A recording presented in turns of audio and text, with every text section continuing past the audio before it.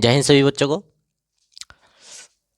कल हमने अपना थर्मोडायनेमिक चैप्टर से कल टॉपिक किया था गिब्स एनर्जी। कौन सा टॉपिक किया था? Gibbs energy. गिब्स एनर्जी के अंदर हमने कुछ टॉपिक्स उसके किए थे, कुछ रह गए थे हमारे। ठीक है। और उन टॉपिक्स में से हमने कुछ रियल लाइफ एग्जांपल भी देखे थे डेल्टा जी के ऊपर। डेल्टा जी के ऊपर हमने क्या देखे थे? रियल लाइफ एग्जांपल्स भी देखे थे। ठीक है। तो आज हम एक ऐसा टॉपिक करने जा रहे हैं डेल्टा जी के अंदर से। ठीक है, डेल्टा जी के अंदर से एक ऐसा टॉपिक करने जा रहे हैं जो पेपर में डायरेक्टली क्वेश्चन पूछता है, जो डिपेंड करता है भी, बताता है भी, जो रिएक्शन है वो स्पॉन्टेनियस होगी या फिर नहीं होगी। ठीक है। कहाँ पर इक्विलिब्रियम बनेगा, कहाँ पर नहीं बनेगा, ये सब डायरेक्ट क्वेश्चन आता है जो आज हम टॉपिक करने वाले हैं। ठीक है। समझ आया सभी बच्चों को? उससे पहले हम जो टॉपिक्स हमारे गिब्स एनर्जी से रह गए थे वो भी हम आज देखेंगे, और साथ के साथ गिब्स एनर्जी के ऊपर कुछ न्यूमेरिकल्स करेंगे। और उसके साथ साथ हम relation between delta G and equilibrium, जो सबसे इम्पोर्टेंट टॉपिक है, जो सबसे इम्पोर्टेंट टॉपिक है, कौन सा टॉपिक? डेल्टा जी, एक relation between delta G and equilibrium, ये सबसे इम्पोर्टेंट टॉपिक्स है हमारा। इसमें से काफ़ी क्वेश्चन आते हैं एग्जाम्स के अंदर, बहुत डायरेक्टली क्वेश्चन पूछा जाता है, चाहे वो बोर्ड का एग्जाम हो, चाहे नीट का एग्जाम हो, चाहे ये वाला एनडीए वाला एग्जाम हो। ठीक है, इनमें डायरेक्ट क्वेश्चन पूछा जाता है भी किस सिचुएशन में, कितने टेम्परेचर पर, कब, किस सिचुएशन के अंदर जो रिएक्शन है वो स्पॉन्टेनियस होगी या नहीं होगी, या इक्विलिब्रियम कब होगी। ये सब डायरेक्ट क्वेश्चन पूछा जाता है आप लोगों से।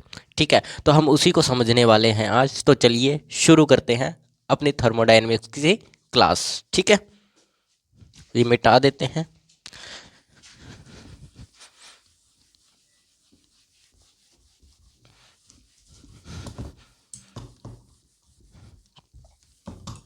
थर्मोडायनेमिक्स का ही मिटा दिया सर, थर्मोडायनेमिक्स का ही मिटाया।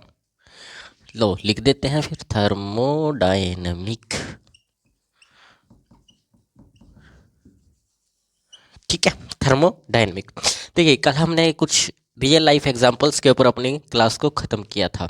ठीक है, कौन से दो दो एग्जांपल हमने देखे थे? एक आइस का रूम टेम्परेचर पर पिघल जाना, ये हमने डिस्कस किया था कल, देखा था। कोयले का, यानी कि लकड़ी का जलना, ये भी हमने कल देखा था। ठीक है, तो आज हम थोड़ा आगे चलेंगे। थर्मोडायनेमिक्स के हिसाब से क्या होता था, क्या नहीं होता, तो वो सब हमने देख लिया था इसमें, इन रिएक्शंस में, इन रियल लाइफ एग्जांपल्स में। ठीक है, बाकी एग्जांपल्स में आपको जब ये चैप्टर कंप्लीट हो जाएगा, इसकी लास्ट की वीडियोज़ में मैं एग्जाम्पल्स का जिक्र करूँगा, आपसे बताऊँगा उन एग्जाम्पल्स के बारे में, तो आप देखिएगा ज़रूर उनको। ठीक है, और हम काफ़ी सारे क्वेश्चंस करने वाले हैं इसमें।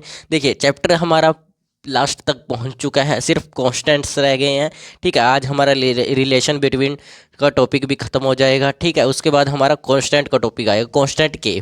ठीक है, उसका भी हम टॉपिक बाद में कंप्लीट कर लेंगे, और नेक्स्ट क्लास में वो भी कंप्लीट हो जाएगा आपका, यानी कि आपका चैप्टर जो है ये कल लास्ट क्लास के अंदर ख़त्म हो जाएगा। उसके बाद हम इसके कुछ न्यूमेरिकल्स जो पेपर में आए हुए क्वेश्चंस है, 2 क्लास से 3 क्लास से, उसके ऊपर बनाएंगे। ठीक है, उसके बाद हम क्या करेंगे? उसके बाद मैं आपको कम से कम 6 या 7 क्लासेस ऐसी बनाऊंगा जिसके अंदर आपको कंसेप्ट बेस सिखाया जाएगा, जिसके अंदर सबसे ज़्यादा कंसेप्ट बेस क्लियर किया जाएगा। क्योंकि हमें क्या होता है, यूपीएससी का एग्ज़ाम में जब भी हम करते हैं तो उसके अंदर क्या आता है कि इक्विलिब्रियम से थर्मोडायनेमिक्स में क्यों चेंज होता है, कैसे होता है, लाइक बहुत सारी चीज़ें होती है। ठीक है, जैसे मैं बच्चों को अब कुछ फिजिक्स, जो मेरी दूसरे चैनल पर फिजिक्स चल रही है, बिल्कुल डीप में चल रही है, कंसेप्ट बेस्ड चल रही है। ठीक है, एनडीए वाले बच्चों को उसमें आता है भी फिजिकल क्वांटिटी क्यों बनी, फिजिकल क्वांटिटीज़ की मेजरमेंट, फिजिकल क्वांटिटी की, सॉरी फिजिक्स की क्यों नींव मानी जाती है। तो ये सब चीज़ें होती है, जैसे वैसे ही हम थर्मोडायनेमिक्स के भी क्वेश्चन करेंगे। ठीक है, तो चलिए पहले अपना टॉपिक कंप्लीट कर लेते हैं, उसके बाद हम उसके कुछ न्यूमेरिकल्स करेंगे गिब्स एनर्जी के। उसके बाद हम करेंगे relation between delta G and equilibrium, उसके ऊपर भी बहुत क्वेश्चन करेंगे, 2-4 क्वेश्चन उसके ऊपर कर लेंगे। उसके बाद हम अब इस क्लास को थंब करेंगे। ठीक है, तो चलिए शुरू करते हैं आगे। देखिए, मैंने आपको जो एग्जांपल्स बताए थे उसके बारे में हम बात नहीं करेंगे, क्योंकि मैं वो पूरे एग्जांपल्स आपको अच्छे से करा चुका था। ठीक है, तो हम आगे चलते हैं। आज हम बात करेंगे इंथैल्पी के ऊपर। किसके ऊपर बात करेंगे? इंथैल्पी। किसके अंदर? गिब्स एनर्जी में। टॉपिक क्या चल रहा है? गिब्स फ्री एनर्जी, ये हमारा टॉपिक चल रहा है। इसके अंदर भी हम देखेंगे, इसके अंदर देखेंगे इंथैल्पी। इंथैल्पी के कम ज़्यादा होने से क्या फ़र्क पड़ता है डेल्टा जी के ऊपर, क्या फ़र्क पड़ता है डेल्टा जी के ऊपर या रिएक्शन के ऊपर। ठीक है, ये बात हम इसमें करेंगे, यानी कि इंट्रोपी के ऊपर, इंट्रोपी बैलेंसिंग पर। ठीक है, इंट्रोपी बैलेंस। सबसे पहला केस आता है, सबसे पहला केस होगा अगर डेल्टा एच नेगेटिव है।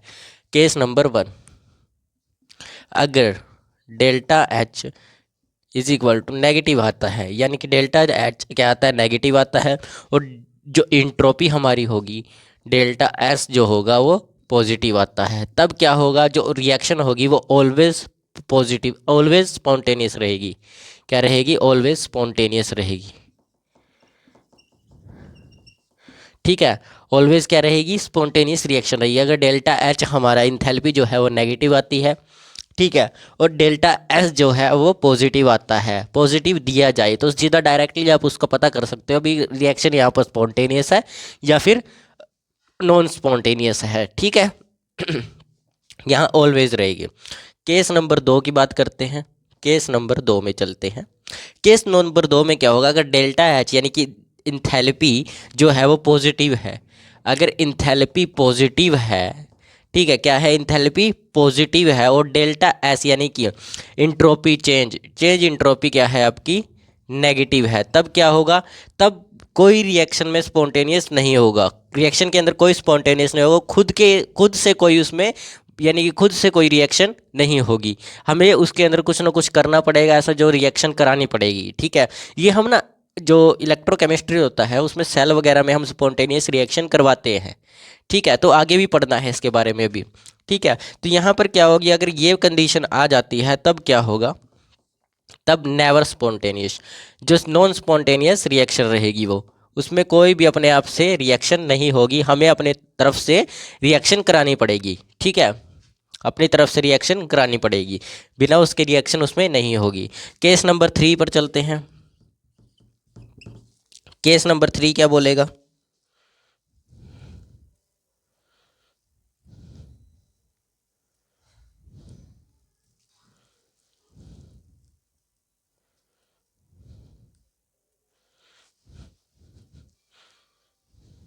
ठीक है, केस नंबर 3 क्या बोलेगा, केस नंबर 3 कहेगा कि अगर डेल्टा एच और डेल्टा एस दोनों नेगेटिव हो, अगर इंथैल्पी और डेल्टा एस यानी कि एंट्रोपी दोनों ही नेगेटिव हो, तब क्या बनेगा, तब क्या होगा, वहाँ स्पॉन्टेनियस रिएक्शन होगी या नहीं, नहीं, लो टेम्परेचर हो जाएगा वहाँ पर टेम्परेचर क्या हो जाएगा, लो हो जाएगा, क्या हो जाएगा, टेम्परेचर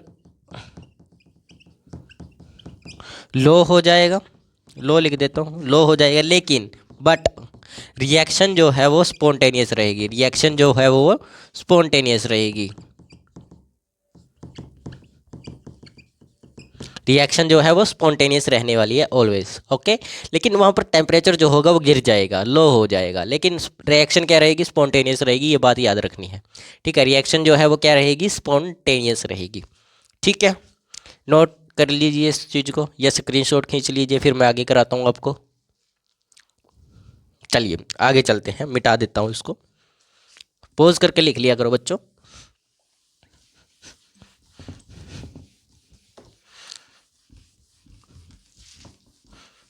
गिब्स एनर्जी भी मिट गया, चलो दोबारा से लिख देते हैं।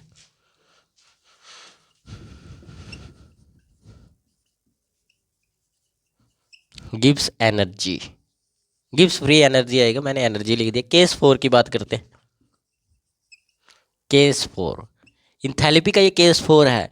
मान के चलिए अगर डेल्टा एच पॉजिटिव और डेल्टा एस भी पॉजिटिव हो जाए तब क्या होगा, सोचिए सोचिए, जब डेल्टा एच नेगेटिव था और डेल्टा एस नेगेटिव था तब क्या हुआ था, जो टेम्परेचर था वो लो हो गया था, टेम्परेचर क्या हो गया था, लो, बट क्या हुआ था, रिएक्शन स्पॉन्टेनियस थी, रिएक्शन क्या थी, स्पॉन्टेनियस थी। थर्ड केस में हमने यही किया। अब क्या होगा, अब क्या हुआ, दोनों पॉजिटिव हो गए, डेल्टा एच पॉजिटिव और डेल्टा एस भी पॉजिटिव हो गया, तो अब क्या हो सकता है, जब नेगेटिव थे तो लो हो गया टेम्परेचर, अब क्या हो जाएगा, हाई हो जाएगा टेम्परेचर, क्या हो जाएगा, हाई हो जाएगा, high temperature, but but but spontaneous reaction रहेगी, स्पॉन्टेनियस रिएक्शन रहेगी। टेम्परेचर क्या हो जाएगा, हाई हो जाएगा, बट रिएक्शन जो रहेगी वो स्पॉन्टेनियस रहेगी। ठीक है, बट रिएक्शन जो है वो स्पॉन्टेनियस रहेगी, यानी खुद से रिएक्शन होगी। इतना क्लियर आया, समझ आया ना सभी बच्चों को अच्छे से? ठीक है, देखिए थोड़ा सा दिमाग लगा कर किया कीजिए। यहाँ पर जब हमें दोनों नेगेटिव दिए थे तो मैंने उससे आपको रिलेट करके बता दिया डायरेक्टली भी, अगर दोनों पॉजिटिव आ जाए तो भी तो क्या हो जाएगा, टेम्परेचर हाई हो जाएगा, और स्पॉन्टेनियस रिएक्शन तो वहाँ ऑलवेज प्रेजेंट रहनी है, क्योंकि क्या होगा, जब नेगेटिव दोनों साइन सेम थे तो वहाँ पर स्पॉन्टेनियस रिएक्शन तो ऑलवेज प्रेजेंट थी। ठीक है, पहले से ही प्रेजेंट थी ना, तो आप लोगों ने क्या किया, अब यहाँ पर बस टेम्परेचर में फ़र्क पड़ा, टेम्परेचर में पहले लो था अब हाई हो गया। ठीक है ना, तो थोड़ा रिलेट करके पढ़ना चाहिए। ठीक है ना, समझ आया? अब आगे चलते हैं, हम बात करते हैं कि टेम्परेचर का डेल्टा जी के अंदर क्या रोल होता है, टेम्परेचर का डेल्टा जी के अंदर क्या रोल होता है। ठीक है, टेम्परेचर का क्या रोल होता है, टेम्परेचर का रोल किसमें, एनर्जी में, गिब्स एनर्जी के अंदर टेम्परेचर का क्या रोल रहता है।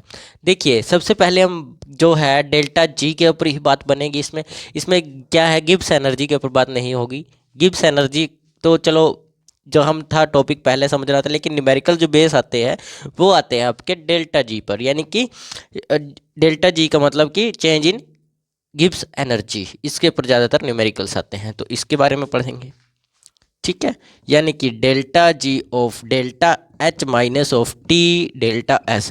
अब इसमें ये टेम्परेचर जो है इसका रोल क्या है, टेम्परेचर का क्या रोल होगा। देखिए अगर टेम्परेचर बढ़ा तो क्या होगा, डेल्टा एस भी बढ़ जाएगा। ठीक है, टेम्परेचर का ये रोल रहेगा। अगर टेम्परेचर गिरा तो डेल्टा एस भी गिर जाएगा। मतलब क्या है कहने का कि अगर टेम्परेचर बढ़ गया तो डिसऑर्डर होगा, होगा कि नहीं होगा डिसऑर्डर। कोई भी चीज़ रिएक्टेंट की वो क्या होगी, जो सॉलिड है वो लिक्विड में चेंज हो जाएगा, लिक्विड है वो गैस में चेंज हो जाएगा, स्टेट चेंज कर देगा कोई ना कोई चीज़। ठीक है, और अगर टेम्परेचर घटा दिया जाए, माइनस में ले जाया जाए, तब भी यही होगा, कोई लिक्विड होगा वो सॉलिड में चेंज हो जाएगा। Yes you know, yes sir. तो ये इसका रोल रहता है, क्या रहता है, इसका रोल रहता है। ठीक है, कैमरा दिखाई दे रहा है सभी को अच्छे से, साफ साफ? ठीक है, सभी को अच्छे से दिखाई दे रहा है वाइट बोर्ड, बार बार मुझे चेक करना पड़ेगा थोड़ा सा उसमें। ठीक है, अब देखिए डेल्टा जी जो है ये तो समझ आ गया, टेम्परेचर का क्या रहेगा, अगर बढ़ा तो घटा, ये सब रहेगा। इंट्रोपी बढ़ जाएगी, अगर टेम्परेचर भी बढ़ेगा तो इंट्रोपी बढ़ जाएगी, और अगर नहीं तो वहाँ पर क्या होगा, डिसऑर्डर भी बढ़ जाएगा, ये सब होगा। टेम्परेचर बढ़ा डिसऑर्डर बढ़ जाएगा, टेम्परेचर घटा डिसऑर्डर घट जाएगा, सेम प्रोसेस। जैसे हमने आइस वाला एग्जांपल किया था, आइस वाला कि रूम टेम्परेचर पर जो बर्फ़ है वो जल्दी पिघल क्यों जाती है, कैसे पिघलती है, क्योंकि उसके अंदर जो है वो हीट ऑब्जर्वेशन का लो लग जाता है, हीट ऑब्जर्वेशन हो जाती है, यानी कि हीट अंदर सोख ली जाती है, धीरे धीरे कर कर वो क्या हो जाती है, पिघल जाती है बर्फ़। समझ आया? आगे चले। ठीक है, अब चलते हैं इक्विलिब्रियम कंडीशन क्या होती है इसके अंदर। इसके अंदर इक्विलिब्रियम की कंडीशन क्या होती है गिब्स एनर्जी में। ठीक है, equilibrium condition in Gibbs energy, Gibbs energy पर क्या फ़र्क पड़ता है, यानी कंडीशंस क्या रखी जाती है। देखिए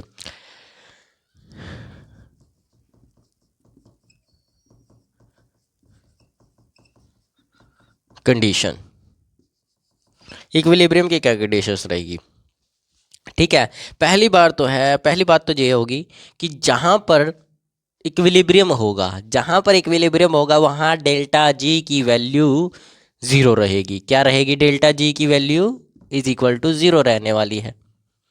ठीक है, यानी कि फ्री गिब्स एनर्जी हमेशा जीरो रहेगी, वहीं पर डेल्टा जी लगेगा। अब यहाँ केस बदल जाता है भाई साहब, यहाँ केस बदल जाता है इक्विलिब्रियम के अंदर। हम आगे भी पढ़ेंगे relation between delta G and equilibrium, उसके बीच में भी हम बात करेंगे, न्यूमेरिकल्स भी करेंगे उसके कुछ। ठीक है, कल की क्लास में न्यूमेरिकल्स कर लेंगे, आज हम पहले इसके न्यूमेरिकल्स निबेड़ लेते हैं। ठीक है, यहाँ पर बात होती है डेल्टा जी स्टैंडर्ड की, किसकी होती है? Standard gives energy, standard gives energy, जिसको हम बोलते हैं डेल्टा जी स्टैंडर्ड। ठीक है, इसको हम क्या कॉल करते हैं? Standard gives free energy. और एक बात और याद रखो बच्चों, इस चीज़ की ज़रूरत आप लोगों को इलेक्ट्रोकेमिस्ट्री के अंदर पढ़ने वाली है। इलेक्ट्रोकेमिस्ट्री के अंदर इसकी ज़रूरत आपको पढ़ने वाली है, तो इसको याद रखना है। ठीक है, इसको याद रखना है, इसका जो ज़रूरत पड़ेगा आपको वो पड़ेगा इलेक्ट्रोकेमिस्ट्री के अंदर। पहले हम सॉल्यूशन चैप्टर कंप्लीट करेंगे अपने बीच में। ठीक है, यानी कि नेक्स्ट मंथ में आप लोगों का जो है इलेक्ट्रोकेमिस्ट्री शुरू हो जाएगा एरा वगैरह। ठीक है, अब देखिए डेल्टा जी को क्या बोलते हैं हम? Standard Gibbs energy. हम आगे भी बात करने वाले हैं, इसमें चिंता मत कीजिए। ठीक है, और इसका जो फॉर्मूला इक्विलिब्रियम के साथ बनता है वो बनता है RTLN, यानी कि log ऑफ K माइनस में। ठीक है, ये इसका पूरा का पूरा फॉर्मूला बनता है Gibbs and standard Gibbs energy का। ठीक है, यहाँ पर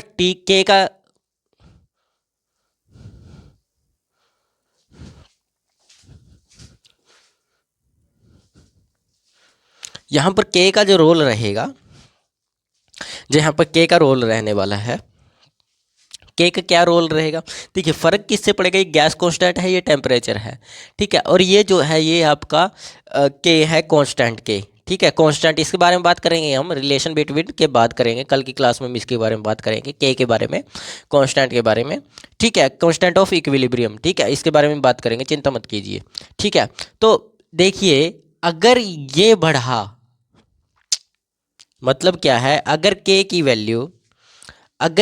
वैल्यू एक से बड़ी आ गई, अगर K की वैल्यू एक से बड़ी आ गई, तो वहाँ पर डिपेंड करेगा कि इक्विलिब्रियम की वैल्यू क्या आएगी, डेल्टा जी की वैल्यू क्या आएगी, किसके ऊपर डिपेंड करेगा? K के ऊपर डिपेंड करेगा।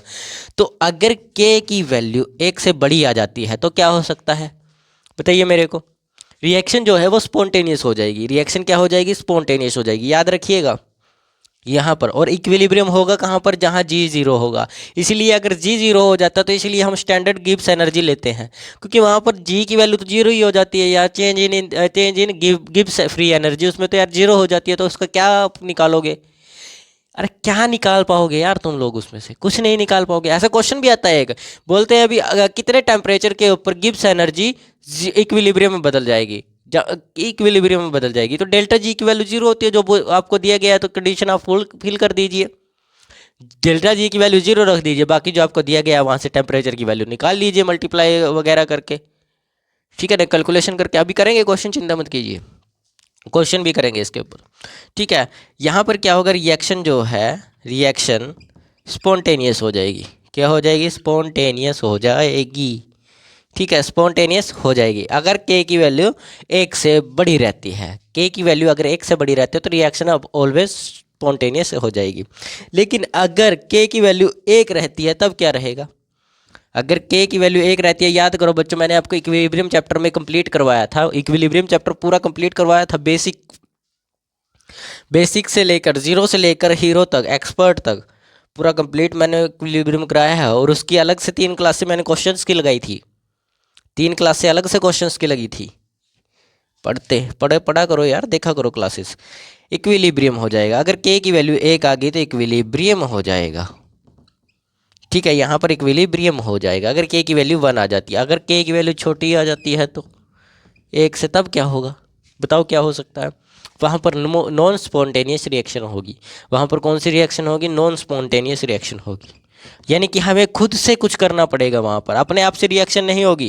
स्पॉन्टेनियस का मतलब है अपने आप से रिएक्शन होना, ऑटोमेटिकली नेचर के हिसाब से रिएक्शन होना, अपने आप ऑटोमेटिकली वहाँ पर रिएक्शन हो जाएगी, हमें कुछ करने की जरूरत नहीं पड़ेगी। लेकिन यहाँ पर तो करनी पड़ेगी ना यार, यहाँ पर करनी पड़ेगी। ठीक है, इसमें K की वैल्यू अगर छोटी आ जाती है एक से तो नॉन स्पॉन्टेनियस। ठीक है, यहाँ नॉन स्पॉन्टेनियस रिएक्शन रहने वाली है। तो ऑल क्लियर? All clear? आगे चले। ठीक है, तो याद रखना है। देखिए अगर यहाँ पर डेल्टा इक्विलिब्रियम कंडीशन में क्या होता है? डेल्टा जो जी होता है उसकी वैल्यू जीरो होती है, इसलिए हम इसमें से डेल्टा जी स्टैंडर्ड का इस्तेमाल करते हैं, डेल्टा जी स्टैंडर्ड का इस्तेमाल करते हैं। और अगर इस डेल्टा जी स्टैंडर्ड की वैल्यू किसके ऊपर डिपेंड करती है, ये भी याद रखना है। किसके ऊपर डिपेंड करती है, क्या के कांस्टेंट के ऊपर डिपेंड करती है। अगर के की वैल्यू रिएक्शन के की वैल्यू 1 से बड़ी आ रही है तो रिएक्शन स्पॉन्टेनियस रहेगी।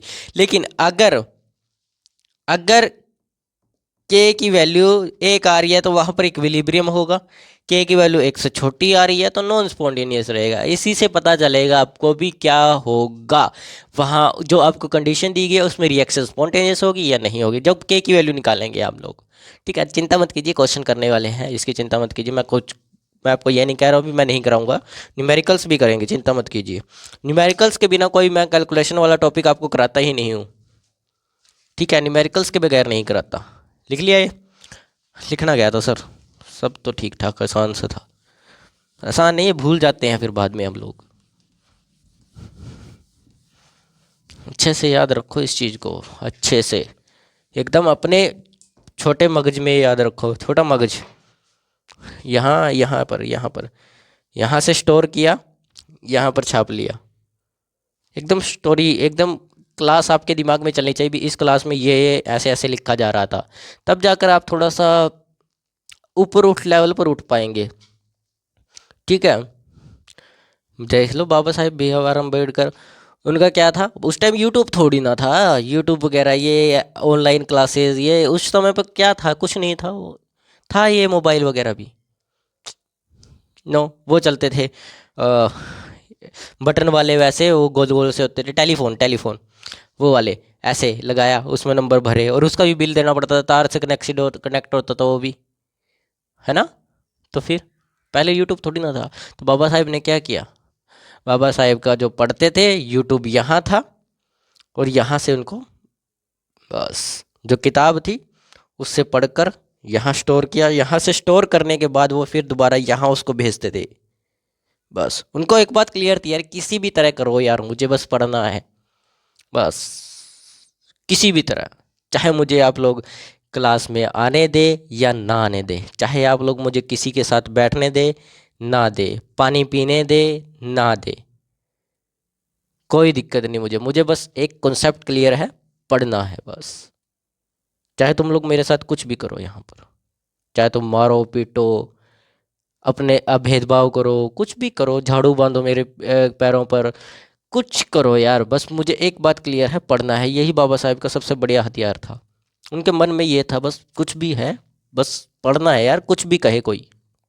आजकल के लोगों का क्या होता है, आजकल के लोगों को क्या होता है, दूसरा बोल देता है भाई यार यूपीएससी अच्छी बात है लेकिन यार कर नहीं पाते हैं यार, इतनी सीटें थोड़ी ना होती है यार, उसमें मुश्किल ही है यार, गांव के बच्चे का कहाँ यार निकल पाता है, नहीं निकल पाता है यार।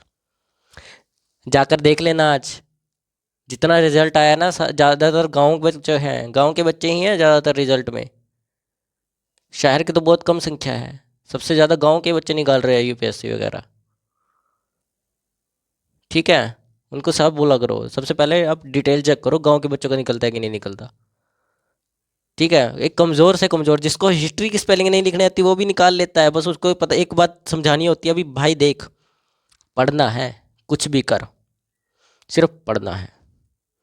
याद ये बात सोच लो, बाबा साहेब को सिर्फ एक इंसान कॉन्स्टिट्यूशन असेंबली में टक्कर दे सकता, सिर्फ एक इंसान, बाकी कोई नहीं था उनकी टक्कर के, BN राव, बस और कोई उनको टक्कर दे ही नहीं सकता था, ऐसा था ही नहीं कोई इंसान पढ़ा लिखा।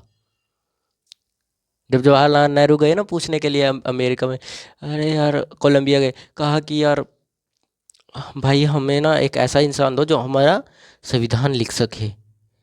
तब उन्होंने पता क्या कहा उनको, कहा कि यार तुम लोग कहाँ यार ये बाहर के देशों में घूमते फिर रहे हो, तुम्हारे पास खुद का महानायक तुम्हारे देश में रहता है, उससे ज़्यादा पढ़ा लिखा तो पूरी दुनिया में नहीं है कोई, उससे बनवाओ जाकर।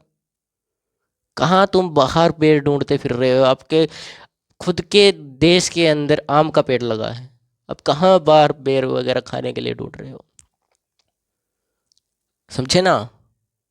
तो अपने आप को इतना बना लो कि लोग आपके पास खुद आए नौकरी देने के लिए, ये नहीं आपको नौकरी के लिए जाना पड़े, धर धर भटकना पड़े। ठीक है, आप लोग खुद के लिए बनाओ अपॉर्चुनिटी। कि अपॉर्चुनिटी आपके पास आए, आपको अपॉर्चुनिटी के पास ना जाना पड़े, अपॉर्चुनिटी आपके लिए आए, बस इतना बन जाओ।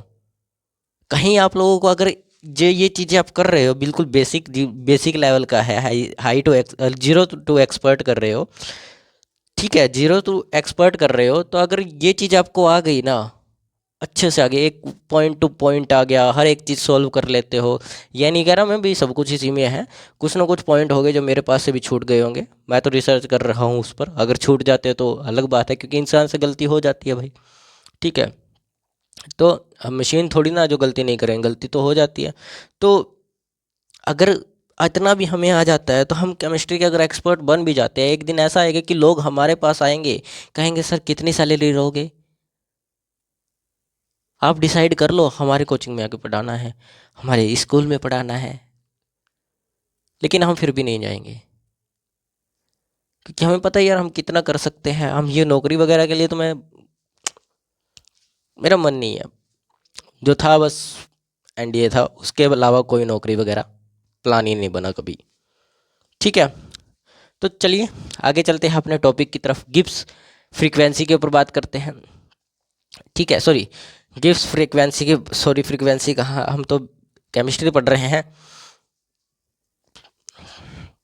गिब्स एनर्जी के वर्क के बीच में देखते हैं हम क्या रिलेशन होता है इन दोनों के बीच में। गिब्स फ्री एनर्जी और वर्क, गिब्स फ्री एनर्जी और वर्क, गिब्स फ्री एनर्जी और वर्क, ठीक है, गिब्स फ्री एनर्जी और वर्क, गिव्स फ्री एनर्जी और वर्क, ठीक है। अब बात करते हैं, सबसे पहले हम बात करेंगे कि अपनी एक कंफ्यूजन, आप लोग ना पहले इसको हटा लो कि गिव्स एनर्जी की एक कंफ्यूजन क्लियर कर लो कि अगर एनर्जी है, कई बच्चों को क्वेश्चन होता ना, अगर सर हमारे पास, अगर मान के चलिए एनर्जी पूरी की पूरी है, तो वो पूरी की पूरी काम में बदल क्यों नहीं जाती? बच्चों ऐसा पॉसिबल ही नहीं है, पॉसिबल नहीं है ऐसा। एनर्जी कभी पूरी की पूरी यूजफुल नहीं होती, पूरी की पूरी एनर्जी यूजफुल नहीं होती है आपकी, ठीक है। समझ आया कि पूरी एनर्जी कभी भी यूजफुल नहीं होती, ये याद रखना कि सारी एनर्जी को, यानी कि 100% एनर्जी को कभी भी, मैं आपको बता चुका हूँ, दोबारा से बता रहा हूँ, एनर्जी को वर्क में नहीं बदला जा सकता।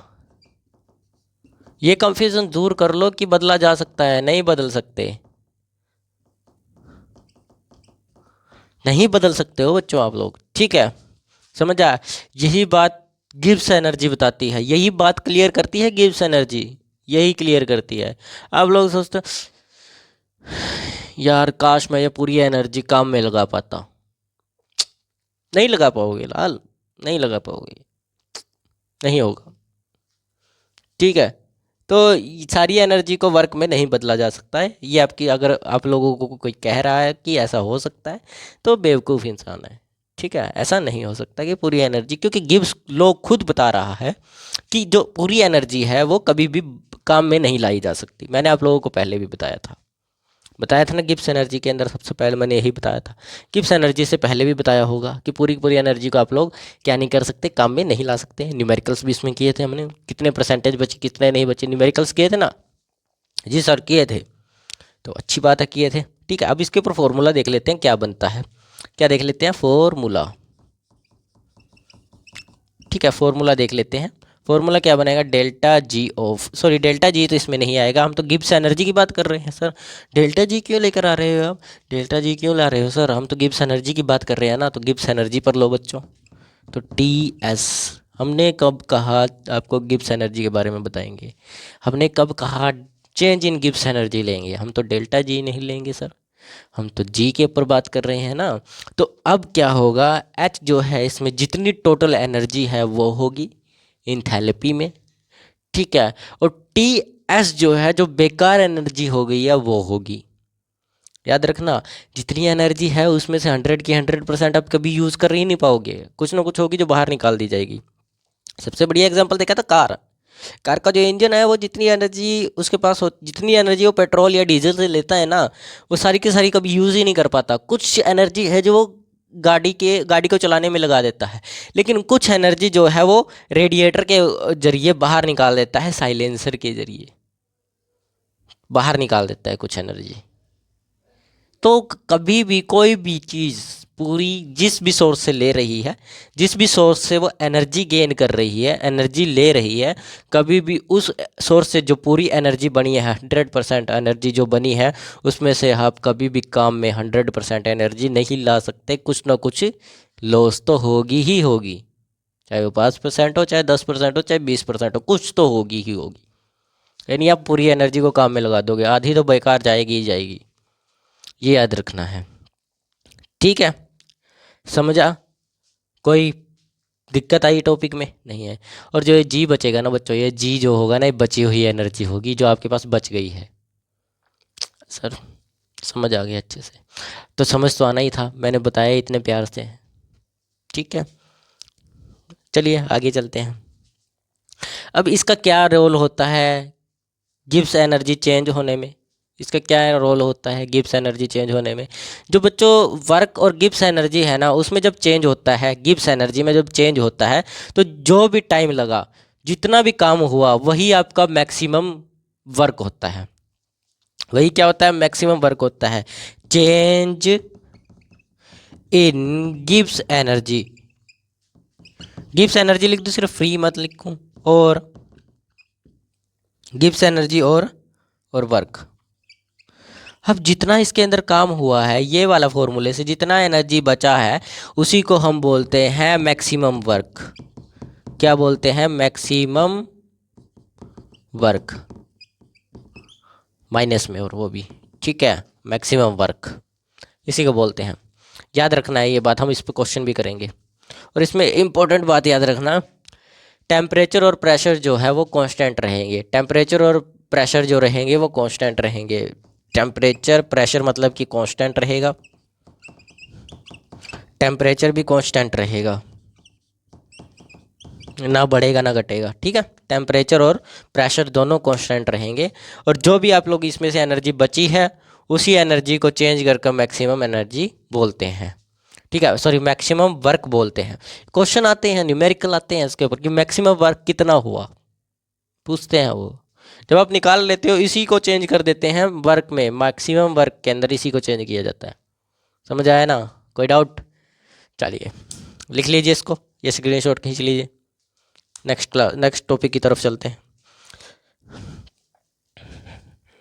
ब्लैक वाइट बोर्ड दिखाई दे रहा है ना साफ साफ? चलिए ठीक दिखाई दे रहा है वाइट बोर्ड, मिटा दे इसको। क्योंकि वाइट बोर्ड जो बच्चों मेरे पास ट्राइपॉड है, ये थोड़ा सा हिला हुआ है, तो ये हिल जाता है कई बार। कैमरा कैमरा क्या यार, कौन सा कैमरा रखा है? फोन मोबाइल का कैमरा है। ठीक है, मोबाइल हिल जाता है बच्चों इसमें से। कोई बात नहीं, कभी टाइम आएगा कैमरे पर भी पढ़ाएंगे। ठीक है, लेकिन हटेंगे नहीं, जो ठाना है वो करके दिखाएंगे।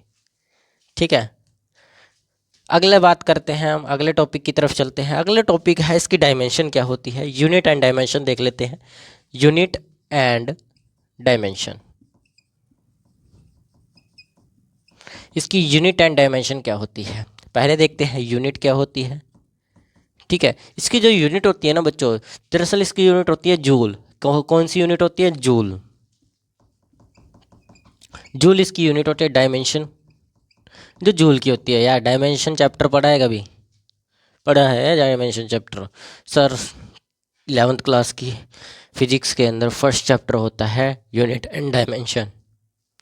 वहीं हमने पढ़ा था कि जो वैल्यू होती है m(t)-2, पता है मुझे यहाँ पर 2 आएगा।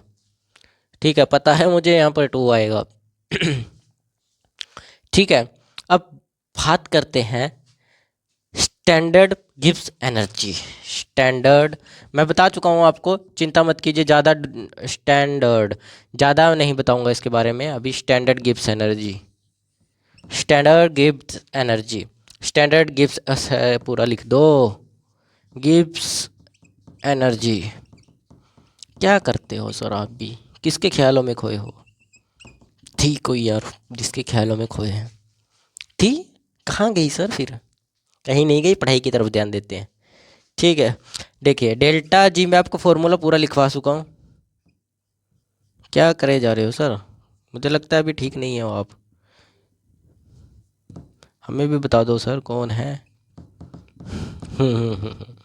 अच्छी बात है, बुरी बात है ये पूछना किसी से उसकी प्रेमिका कौन है, ये बुरी बात है। अरे सर हम कौन सा मैसेज कर रहे हैं मैम के पास। एटीएम प्रेशर होगा 1 एटीएम प्रेशर के ऊपर ये काम करेगा, और 290 केल्विन 298 केल्विन टेम्परेचर। दरअसल होता ये रूम टेम्परेचर के लिए है, पर आप यहाँ यूज़ कीजिए इसको, ठीक है, समझ आया। तो ये था आपका गिब्स फ्री एनर्जी। क्या था ये? Gibbs free energy. अब इसके न्यूमेरिकल्स देखते हैं। तो चलिए मैं लिख कर लाया था, कहाँ गया, एक मिनट, ये रहे। चलिए इसके न्यूमेरिकल्स देखते हैं किसके ऊपर, इसके ऊपर न्यूमेरिकल, मैंने बताया था आपको इसके ऊपर ज़्यादातर न्यूमेरिकल्स आते हैं। ठीक है न्यूमेरिकल्स देखते हैं। लिख लिया ये सभी ने? लिख लिया होगा या टाइम दिया लिखने का?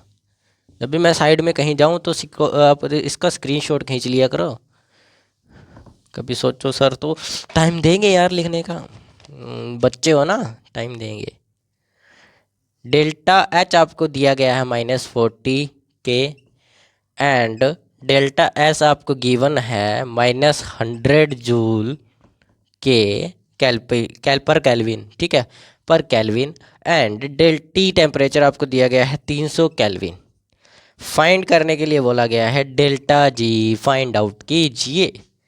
तो सबसे पहले बच्चों हमारे पास जो फॉर्मूला होता है वो फॉर्मूला होता है ये वाला। देखिए फॉर्मूला कौन सा होता है हमारे पास? Delta enthalpy minus of change in enthalpy minus of temperature change in entropy. यही होता है ना। यहाँ पर आएगा 0, यहाँ पर आएगा डिग्री। 0 नहीं होता यो, डिग्री होता है, ठीक है। तो इंथैल्पी -40, ठीक है, माइनस ऑफ। अब मेरी एक बात याद रखना बच्चों, जब भी यहाँ पर आपको इंट्रोपी लेनी होगी वो किलो जूल में लेनी होगी। किस में लेनी होगी? किलो जूल के अंदर। तो इसको किलोग्राम में चेंज करने के लिए डिवाइड कर दो 100 से, 1000 से, सॉरी। तो इसको किलोग्राम में चेंज करने के लिए 1000 से जब मल्टीप्लाई करोगे तो आपके पास बचेगा ये केजे, ठीक है। तो केजे बचा, तो टेम्परेचर कितना है? 300 केल्विन। 300 केल्विन, यहाँ पर माइनस है तो यहाँ पर भी आएगा, ठीक है। जब भी लेना है याद रखना एंट्रोपी, अगर आपको किलो जूल में दिया गया है तो अच्छी बात है, नहीं दिया गया तो आप उसको चेंज कर लीजिए, ठीक है। तो 10 से यहाँ मल्टीप्लाई में है तो काट दिया जाएगा। अब ये वाला माइनस और ये वाला माइनस हो जाएंगे प्लस के। अब 30 की 1 से मल्टीप्लाई करोगे 30 आएगा, माइनस के 40 of delta G. Delta G is equal to -10 K J bye kelvin. आ गया, इसी को बोलते हैं जूल। तो ये आपका आंसर आ चुका है, समझ आया? लिख लीजिए इसको अच्छे से, लिख लिया? चलिए आगे चलते हैं। समझ तो आया बच्चों? ठीक है, नहीं आया हो तो दोबारा प्रैक्टिस करना, सब आ जाएगा इसमें से, ठीक है। आसान होता है, मुश्किल नहीं होता, बस आपको प्रैक्टिस की ज़रूरत होती है। जो भी कोई चीज़ नहीं आ रही ना, कोई सब्जेक्ट नहीं आता आपको, बस उस पर थोड़ा सा टाइम ज़्यादा दे दीजिए, बाकी सब्जेक्ट के अपेक्षा में ज़्यादा टाइम दे दीजिए। मेरी केमिस्ट्री सबसे बेकार थी 12th तक, 12th तक की केमिस्ट्री बेकार थी, लेकिन आज मैं केमिस्ट्री पढ़ाता हूँ ना, और बिल्कुल ऐसे पढ़ाता हूँ जैसे कहीं पता नहीं कितनी मास्टरी की है मैंने इसमें। तो पहले मुझे भी नहीं आती थी फाइंड, पर मैंने टाइम दिया, सबसे ज़्यादा टाइम केमिस्ट्री फिजिक्स को दिया है। फिजिक्स भी नहीं आती थी लेकिन आ जाती है अच्छे से। Temperature at which reaction becomes spontaneous reaction, spontaneous. बताइए अगर रिएक्शन को स्पॉन्टेनियस बनाना है तो क्या करना पड़ेगा? ठीक है, अगर रिएक्शन को स्पॉन्टेनियस बनाना है तो क्या करना पड़ेगा? ठीक है, ठीक है भाई, करते हैं इसको। अगर मेरी बात एक याद रखिएगा, एक कंडीशन होती है, अगर डेल्टा जी में बोला जाए आपको भी इसको बिकम करना है, ये रिएक्शन जो भी हुई है, कोई भी रिएक्शन है, अगर वो रिएक्शन हुई है तो उसमें स्पॉन्टेनियस अगर उसको बनाना है या नहीं, नहीं बताना, बनाना है। पीछे वाले में -10 था ना, तो ये रिएक्शन स्पॉन्टेनियस होगी। पिछले वाले की रिएक्शन जो है वो स्पॉन्टेनियस रहेगी, मैंने बताया नहीं था। ठीक है, स्पॉन्टेनियस रिएक्शन, रिएक्शन स्पॉन्टेनियस, थोड़ा दिमाग से निकल गया था। ठीक है, स्पॉन्टेनियस। ठीक है, अब देखते हैं आगे। आपको ये सब दे दिया गया है तो क्या करना है। अब स्पॉन्टेनियस रिएक्शन के लिए क्या होता है, delta G is equal to 0 होता है। ये कंडीशन होती है ना, delta G is equal to 0 for spontaneous. ठीक है, delta G is equal to 0, तो delta G is equal to delta H of minus T of delta S. ठीक है, तो डेल्टा H20 माइनस ऑफ, ये माइनस में तो नहीं है ना, ठीक है प्लस में है। देखो यहाँ पर फिर जूल है, इसको किलो जूल में चेंज कीजिए, डेल्टा एस को किलो जूल में चेंज करेंगे तो 50/1000, एक जीरो से एक जीरो कैंसिल आउट, 0.05 आ जाएगा, 0.05 kJ पर केल्विन। ठीक है, तो आ जाएगा 0 पॉइंट, अरे ये 0 पॉइंट क्यों करते हो, ये रखो 5/100, 5/100।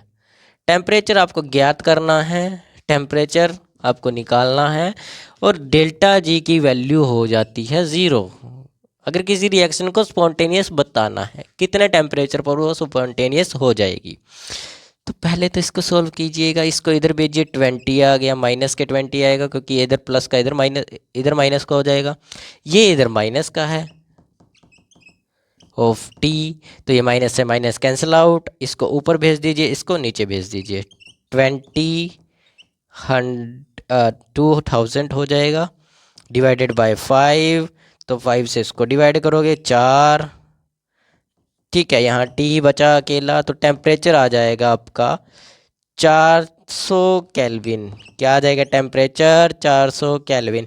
इस टेम्परेचर के ऊपर 400 केल्विन टेम्परेचर के ऊपर रिएक्शन क्या हो जाएगी, स्पॉन्टेनियस हो जाएगी। क्या हो जाएगी, रिएक्शन स्पॉन्टेनियस हो जाएगी। क्या हो जाएगी, स्पॉन्टेनियस हो जाएगी। दैट्स ऑल क्लियर, लिख लिया, ये मिटा दे। ठीक है, मिटा देता हूँ।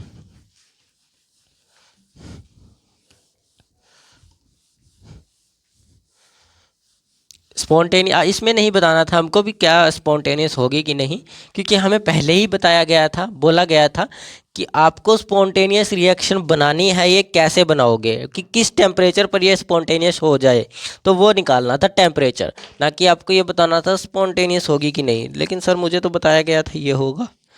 अब आ गया ये वाला क्वेश्चन, वर्क वाला, मैंने बताया था ना वर्क वाला क्वेश्चन।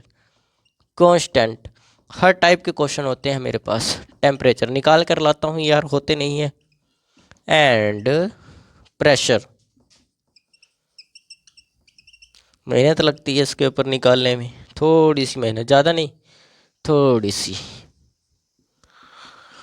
ज़्यादा नहीं, 2 घंटे 3 ले जाता है यही निकालने में। बहुत से क्वेश्चन लाता हूँ लेकिन करा नहीं पाता क्लास में, क्या करूँ, टाइम बहुत ज़्यादा हो जाता है। अब 1-2 घंटे की क्लास हो गई तो आप लोग तो बैठे बैठे बोर हो जाओगे। यूज़फुल वर्क, अब बोला क्या गया है, बैठे बैठे बोर होना आसान है कि पढ़ना आसान है। क्वेश्चन सॉल्व करें ना तो अच्छा लगता है सॉल्व करते करते। अब थ्योरी पढ़ते रहे, अच्छा जी डेल्टा जी के बाद ये होगा, अगर डेल्टा जी इतना है तो ये न्यूमेरिकल सॉल्व करो, अपने आप पता चल जाएगा। न्यूमेरिकल सॉल्व करने में ज़्यादा मज़ा आता है। अब देखो, at constant temperature and constant pressure, ठीक है, कांस्टेंट टेम्परेचर है और कांस्टेंट प्रेशर रहेगा, डेल्टा जी की वैल्यू, जी की सर, डेल्टा की नहीं, डेल्टा जी की वैल्यू -120 के किलो जूल है। Find the maximum useful of work. अब मैंने आपको क्या बताया था, अगर डेल्टा जी आप लोग निकाल रहते हो, स्टैंडर्ड डेल्टा जी की वैल्यू -20 के जो दी गई है, मैंने आपको बताया था अगर जी ए की वैल्यू, एक बताया था ये delta G of minus of maximum useful work, यानी कि जो डेल्टा जी की वैल्यू होगी वही यूजफुल मैक्सिमम वर्क रहेगा, जो डेल्टा जी की वैल्यू होगी वही मैक्सिमम वर्क रहेगा। तो इसको बदल लीजिए, -20 के जूल। ठीक है, तो यही इसका आंसर आएगा। देखिए सामने आंसर लिखा था, लेकिन कई बच्चे इसको छोड़कर आ जाते हैं ऐसे क्वेश्चनों को भी। सर क्या करें हमारा, अब यहाँ पर मैंने माइनस भी तो था, ये प्लस का हो जाएगा। 120 जो है ये प्लस का हो जाएगा। यहाँ पर गड़बड़ मत करना इसकी, ठीक है, नोट कर लीजिए इसको। हो गया, चलिए इसको मिटा देते हैं।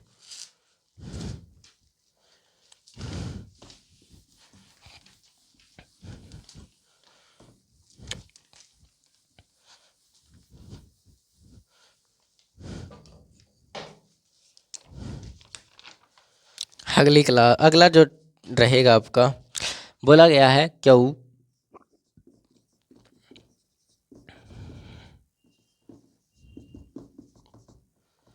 डेल्टा एस आपको दिया गया है, किलो जूल में दिया गया है। अब सॉरी, किलो जूल में नहीं है, ये कन्वर्ट करना पड़ेगा किलो जूल में से। ठीक है, find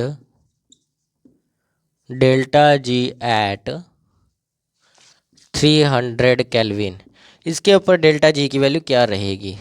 solve delta S is equal to 0.1। Solve कीजिए इसको। यहाँ ऐसे थोड़ी ना करेंगे सर हम, इसको पहले इसको चेंज करो किलोग्राम में। 0.1 कैसे ले लोगे, 100 है तो इसको किलोग्राम में चेंज करना है, तो 1000 से डिवाइड हो गया। डिवाइड सर क्या आ गया, 1/10 आ गया। ठीक है, फॉर्मूला क्या होता है बच्चों, फॉर्मूला क्या होता है, at delta G is equal to, enthalpy आपको दी गई है 0। मैं इंथैल्पी नहीं लिखूँगा, अरे लिख दो सर, हम भूल गए हैं। भूल क्यों जाते हो, रोटी खाना तो भूलते नहीं। माइनस ऑफ, ये माइनस को तो नहीं दिया था 30, नहीं माइनस नहीं है, प्लस है, ठीक है। तो टी टेम्परेचर 300 केल्विन इंटू 1/10, 10 0 काट दिया तो 30 - 30 0 आ जाएगी। डेल्टा जी यहाँ आ गया 0। अगर डेल्टा जी 0 तो क्या होगा, बोलो क्या हो सकता है। अगर डेल्टा जी 0 तो क्या हो सकता है, बोलिए जल्दी से बोलिए। के बी सी, जल्दी से बोलिए, 7 करोड़, जल्दी से बोलिए, बोलिए जल्दी जल्दी जल्दी। इक्विलिब्रियम होगा, क्या होगा सिस्टम, इक्विलिब्रियम होगा। यहाँ पर क्या होगा, इक्विलिब्रियम प्रेजेंट होगा। तो केबीसी में आप 7 करोड़ जीत चुके हैं। जो बच्चे हार गए हैं वो हार गए हैं, ठीक है। अब 7 करोड़ तो मैं दे नहीं सकता, मैं आप लोगों से भी, आप लोगों के बराबरी का इंसान हूँ, ठीक है। तो ये समझ आया ना, आप लोग इसका आंसर दे सकते हो अगर आपके कंसेप्ट क्लियर हैं तो। देखिए यही जो क्वेश्चन होते हैं, ऐसे क्वेश्चन ही हमें परेशान करते हैं, ऐसे क्वेश्चन ही हमें परेशान करते हैं ज़्यादातर। जो गिब्स एनर्जी हो गया, अब कल हम रिलेशन बिटवीन के बारे में पढ़ेंगे, गिब्स एनर्जी, ठीक है, उसके न्यूमेरिकल साथ में देखेंगे। फिर कांस्टेंट के बारे में भी हम कल ही कंप्लीट करेंगे अपना, ठीक है। यानी कि इस चैप्टर को कल थंब कर देंगे, बंद कर देंगे, ठीक है। और इसके जो न्यूमेरिकल्स वगैरह रहेंगे, क्वेश्चंस वगैरह रहेंगे, याद रखना 3 classes only only only only questions के ऊपर लगेंगी, ठीक है। यानी कि उसके बाद हम यूपीएससी लेवल के क्वेश्चंस करेंगे, जो अब आईएएस के लिए आपके कंसेप्ट क्लियर होने चाहिए, वो भी थोड़े बहुत देखेंगे। देखिए मैं ये नहीं कह रहा हूँ कि ये करने से आपका हो जाएगा आईएएस का, मैं करवा भी नहीं सकता आईएएस का इतना खास, कोशिश कर सकता हूँ लेकिन करा नहीं सकता, ठीक है। तो आज के लिए हम इतना ही करेंगे, देखते रहिए मेरे साथ RRC, ठीक है। जय हिंद, जय भारत।